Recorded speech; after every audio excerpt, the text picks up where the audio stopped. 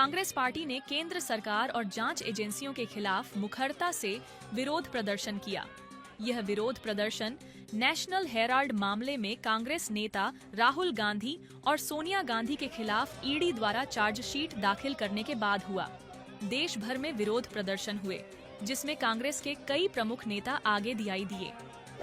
कांग्रेस नेताओं ने national Herald मामले में पार्टी नेताओं सोनिया गांधी और राहुल गांधी के खिलाफ प्रवर्तन निदेशालय (ईडी) की शिकायत की आलोचना करते हुए इस कदम को राजनीति से प्रेरित बताया, जिसका उद्देश्य प्रमुख राष्ट्रीय मुद्दों से जनता का ध्यान हटाना है। बिल्कुल हमारे लोग आक्रोशित हैं, जनता आक्रोशित है, कांग्रेस का कार्यकर्ता आक्रोशित है। एक 12 साल के फर्जी केस में आपको 365वें दिन याद आया चार्जशीट दायर करने के लिए। चार्जशीट में आपने मनी लॉन्ड्रिंग का केस लगाया है। उस केस में जहां पर एक पैसे का लेन देन नहीं हुआ, एक एसेट ट्रांसफर नहीं हुआ। उस केस में जहां पर यंग इंडियन एक नॉट फॉर प्रॉफिट कंपनी है जो कि सेक्शन 25 के अंतर्गत है, वो अपने किसी शेयर होल्डर को एक नए पैसे का मुनाफा, सैलरी, डिविडेंड कुछ नहीं दे सकता है।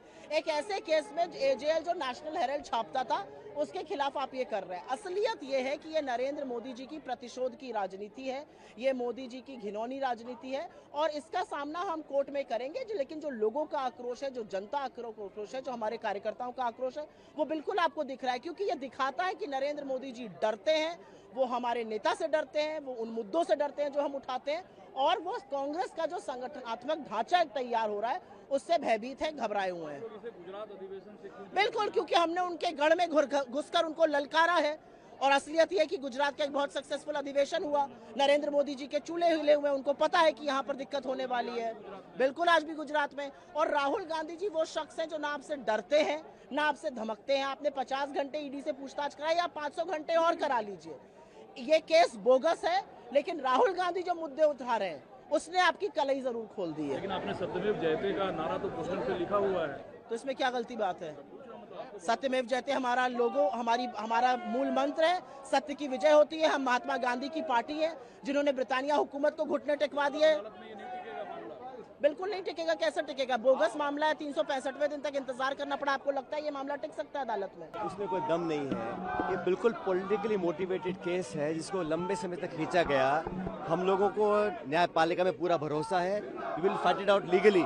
लेकिन आप समझिए, जिस एंटिटी में कोई ट्रांजैक्शन नहीं है, कोई लेन देन नहीं हुआ, 1 रुपये का कोई इसमें अदला बदली नहीं हुई है, और जानबूझ के पॉलिटिकली राहुल गांधी जी और सोनिया गांधी जी को टारगेट जो करने का काम किया है, ये पूर्णतः द्वेषपूर्ण भावना से कार्य किया गया है। लेकिन मैं जानता हूं कि देश के लोग समझ रहे हैं इस बात को कि अपने प्रतिद्वंदियों की आवाज़ दबाने के लिए अभी हम लोगों ने गुजरात में अधिवेशन किया था, पार्टी को जिंदा करने के लिए पूरी ताकत लगा रहे हैं, वो उनको नागवार गुजरा है। इसलिए केंद्र सरकार ने जानबूझ के बहुत ही विंडिक्टिव ये कदम उठाया है। इसको हम पॉलिटिकली टैकल करेंगे, लेकिन लीगली भी टैकल करेंगे। मुझे पूरा विश्वास है हमारी न्यायपालिका के ऊपर। उनका कहना है कि आपको प्रोटेस्ट करने का अधिकार है, लेकिन जमीन हड़पने का अधिकार किसने हड़पी है? मुझे कोई प्रूफ कर दे किस कंपनी में कोई ट्रांजैक्शन हुआ है, कोई डिविडेंड पे हुआ है, कोई सैलरी ली गई है, कोई अदला बदली हुई है।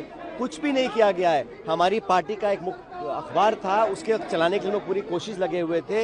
एक नॉन प्रॉफिट एंटिटी में अगर कहीं ट्रांजैक्शन ही नहीं हुआ है, कोई लेन देन नहीं हुआ है, तो किस आधार पे आप मनी लॉन्ड्रिंग का केस लगा रहे हैं? ये तो सिर्फ छवि बर्बाद करने के लिए कोशिश जो कर रही है भाजपा और केंद्र सरकार, उसमें लगे हुए हैं। बाकी तथ्यों के आधार पर मुझे पूरा विश्वास है कि हमको न्याय मिलेगा। लेकिन पॉलिटिकली एक डैमेज करने के लिए, एक द्वेष की भावना से, बदले की भावना से जो काम कर रहे हैं, वो लगातार कर रहे हैं। विपक्ष के तमाम नेताओं को टारगेट कर रहे हैं, और भाजपा में जो नेता हैं उन पे सब उनको खुली छूट मिली है, पाक साफ उनको डिक्लेयर कर दिया गया है। तो जनता सब देख रही है। अदालत में लड़ाई आप लोग लड़ रहे हैं, इस मेगा प्रोटेस्ट से पार्टी क्या हासिल करना चाहती है? अदालत में लड़ाई जिस एजेंसी के जरिए पहुंचाई गई है, उसकी जो पूरी मंशा है वो सिर्फ और सिर्फ विपक्ष को प्रताड़ित करने की है। इधर गुजरात में अधिवेशन होता है, राहुल गांधी जी मोडासा पहुंचते हैं और इधर चार्जशीट दाखिल की जाती है। आप क्रोनोलॉजी समझिए ना। भारतीय जनता पार्टी आने वाले बिहार के चुनाव से, गुजरात में कांग्रेस पार्टी की सक्रियता से, आने वाले असम के चुनाव की संभावित हार को देख करके और विपक्ष की सक्रियता को देख करके, 400 पार के नारे के बाद भी 240 पे अटक जाने के बाद भारतीय जनता पार्टी चाहती है कि विपक्ष को पूरी तरह से कुचल दिया जाए, उनके संसाधन तोड़ दिए जाएं, उनके नेताओं का मनोबल तोड़ दिया जाए। लेकिन भाजपा ये भूल जाती है कि ये गांधी परिवार है जिसने इस देश के लिए न जाने कितनी कुर्बानियां दी हैं। आप गांधी परिवार पे आरोप लगाते हैं, वो एक गांधी परिवार वो परिवार है जिसने अपनी निजी संपत्तियां इस देश के लिए दान कर दी हैं। आप उस पर इस तरह के आरोप लगाते हैं, ये बहुत शर्मनाक है और इसके खिलाफ पूरे देश में आज कांग्रेस पार्टी प्रदर्शन कर रही है। तख्तियों पे लिखा है डरो मत और सत्यमेव जयते। सत्यमेव जयते जब आपने लिखा है मतलब अदालत पर भरोसा है आपको, और डरो मत का नारा है। हमें अदालत पे भरोसा है लेकिन मीडिया पे बिल्कुल भरोसा नहीं। आप जो भाषा बोल रहे हैं, ये भाषा जो है, आप हमें लोकतंत्र में प्रोटेस्ट नहीं करने देना चाहते। आप हमारे प्रोटेस्ट पे सिर्फ सवाल करेंगे। आप भारतीय जनता पार्टी से सवाल करिए ना कि उनकी मंशा क्या है। गुजरात में अधिवेशन होता है, तुरंत चार्जशीट दाखिल हो जाती है, जिसका कहीं दूर दूर तक कोई नाम नहीं था। आप 55 घंटे बुला करके पूछताछ करते हैं। तो दरअसल भारतीय जनता पार्टी की मंशा पे सवाल खड़े करिए। विपक्ष को आप प्रोटेस्ट भी नहीं करने देना चाहते क्या? हम सत्यमेव जयते का नारा लेकर के प्रोटेस्ट कर रहे हैं ना। हम कौन सा किसी को व्यक्तिगत आक्षेप करता हुआ प्रोटेस्ट कर रहे हैं?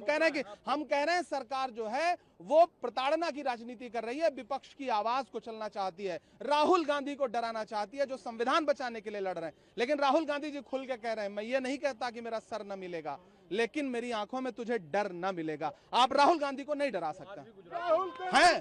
बिल्कुल, राहुल गांधी जी गुजरात में हैं और मिशन गुजरात, अधिवेशन, बिहार में सक्रियता, असम का संभावित चुनाव, क्रोनोलॉजी समझ लीजिए। यही है भाजपा की नफरत की और डर की राजनीति कि विपक्ष से जनता के भरोसे ना जीत सको तो एजेंसियों को उतार दो, ईडी को उतार दो, इलेक्शन कमीशन को उतार दो, सारे संसाधन उतार दो और विपक्ष को डराओ। 11 पिटीशन सुप्रीम कोर्ट में है, वक्त संशोधन। मुझे लगता है आज हम इस मुद्दे पर बात कर रहे हैं, सुनवाई के बाद उस पर बात करें। देखिए, आज यहाँ पे कांग्रेस कार्यालय पर हम सब साथ मौजूद हैं क्योंकि जो नाइंसाफी करी जा रही है सरकार की कांग्रेस पार्टी के खिलाफ, सोनिया जी के खिलाफ, राहुल जी के खिलाफ, तो इसको तो हम वेंडेटा पॉलिटिक्स ही कहते हैं। इतने सालों से एक इशू को आपने जला के रखा हुआ है।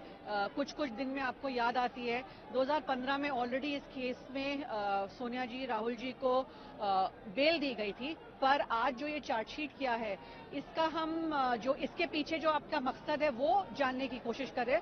पर समझते हैं हम, राहुल जी अब गुजरात में ज्यादा एग्रेसिव हो रहे हैं, बिहार के चुनाव आ रहे हैं, तो कहीं ना कहीं आपको लोगों को याद दिलाना पड़ेगा फिर से जो आपने छवि बिगाड़ने की कोशिश करी।